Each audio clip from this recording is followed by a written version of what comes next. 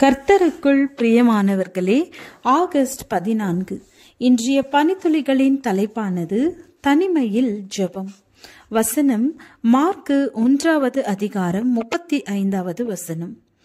அவர் அதிகாலையில் இருட்டோடே எழுந்து புறப்பட்டு வனாந்தரமான ஓரிடத்திற்கு போய் அங்கே ஜெபம் பண்ணினார். ஜான் வெஸ்லி ஒரு நாளும் தனிமையில் ஜெபம் செய்யாமல் தன்னுடைய நாளை கழிப்பதே இல்லை. தனது 86 வயதிலும் அவர் பிரசங்கிக்க கடைசி பிரசங்கம். கர்த்தரை கண்டடையத்தக்க சமயத்தில் அவரை தேடுங்கள் என்பதே அந்த பிரசங்கம். முடிந்தவுடன் அவரை நண்பர்கள் தூக்கி சென்று அவருடைய அறையில் விட்டார்கள். தனது மரணம் நெருங்கி இருக்கிறதை அறிந்த அவர் எல்லோரையும் வெளியே இருக்கும்படி வேண்டுகோள் விடுத்தார்.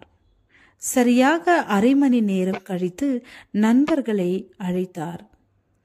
அவர்கள் அவரை பார்த்தபோது அவருடைய முகத்தில் பிரகாசத்தை கண்டார்கள். தனிமையாக இருக்கும்போது நம்மை இன்னும் ஒரு படி கிறிஸ்துவண்டையில் சேர்த்து கொள்கிறோம். நம்பிக்கை பெருகுகிறது, விசுவாசம் பலப்படுகிறது, நம்முடைய வாழ்க்கை அர்த்தமுள்ள ஒன்றாக மாறுகிறது. தனிமையாய் நேரத்தை செலவிடுவது எத்தனை நலமானது.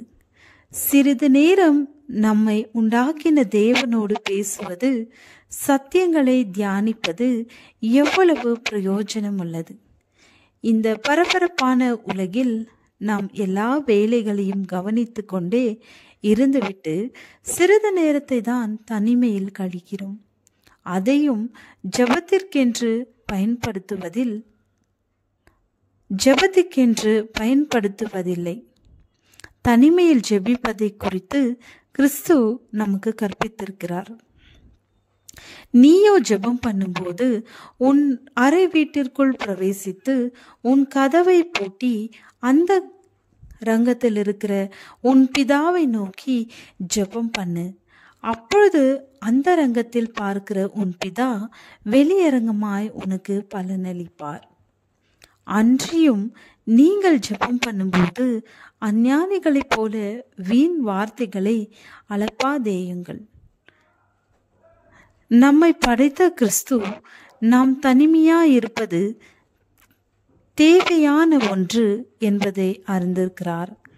கிறிஸ்துவே அதிகாலையில் தனிமையாய் எழுந்து புறப்பட்டு போய் ஜெபம் பண்ணுவாரானால் நாம் எவ்வளவாய் செய்ய வேண்டும். கேளுங்கள், அப்பொழுது உங்களுக்கு கொடுக்கப்படும். தேடுங்கள், அப்பொழுது கண்டடைவீர்கள். தட்டுங்கள், அப்பொழுது உங்களுக்கு திறக்கப்படும். ஏனென்றால் கேட்கிறவன் எவனும் பெற்றுக்கொள்கிறான், தேடுகிறவன் கண்டடைகிறான், தட்டுகிறவனுக்கு திறக்கப்படும். குடும்ப ஜெபமும் சபை ஜெபமும் நமக்கு அநேக ஆசீர்வாதங்களை தரும் என்றாலும், ஆனாலும் தனி ஜெபத்தின் ஆசீர்வாதங்களுக்கு ஈடாகாது. ஜெபத்தை கேட்கிறவரே, ஜெப ஆவியை எங்கள் மேல் ஊற்றும் ஐயா. ஆமென்.